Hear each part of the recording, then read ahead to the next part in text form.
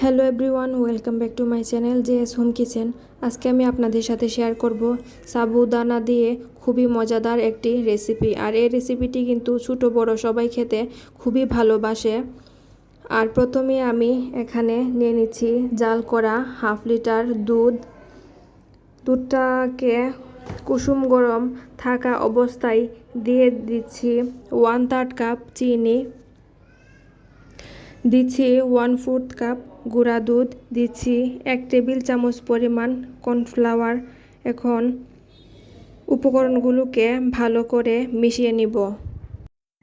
দিব স্বাদ মতো লবণ।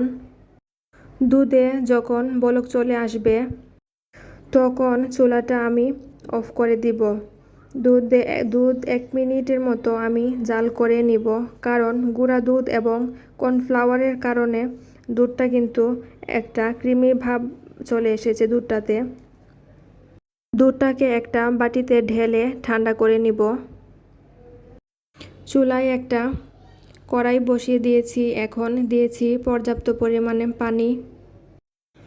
পানিটাতে বলক চলে আসলে দিয়ে দিব হাফ কাপ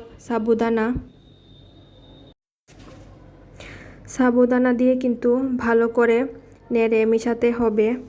আর পানির পরিমাণটা একটু বেশি করে দিবেন, তাহলে আঠালো ভাবটা কম থাকবে।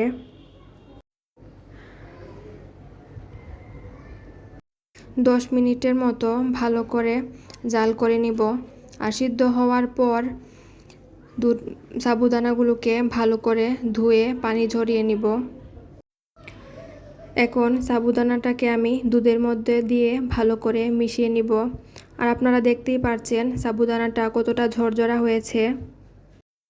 মিশানো হয়ে গেলে নর্মাল ফ্রিজে ঠান্ডা হওয়ার জন্য ঢাকনা দিয়ে রেখে দিব, তাহলে খেতে অনেক বেশি ভালো লাগে।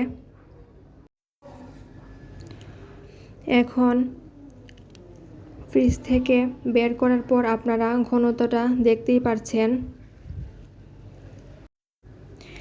এখন আমি কিছু ফ্রুটস কেটে রেখেছি, সেগুলো দিয়ে দিব। কিছু খেজুর, কলা, আঙুর আর কিছু আনার আমি দিয়ে দিচ্ছি। আপনারা আপনাদের পছন্দ অনুযায়ী ফলগুলো অ্যাড করে দিবেন। আর দিয়ে খুব ভালো করে নেড়ে আমি মিশিয়ে দিব। আর মিশানো হয়ে গেলে আপনারা মজা করে খুব তৃপ্তি সহকারে খেতে পারবেন। আর এই রেসিপিটি কিন্তু খুবই মজার হয়ে থাকে। ভিডিওটি যদি ভালো লাগে তাহলে অবশ্যই আমার ইউটিউব চ্যানেলে সাবস্ক্রাইব করবেন।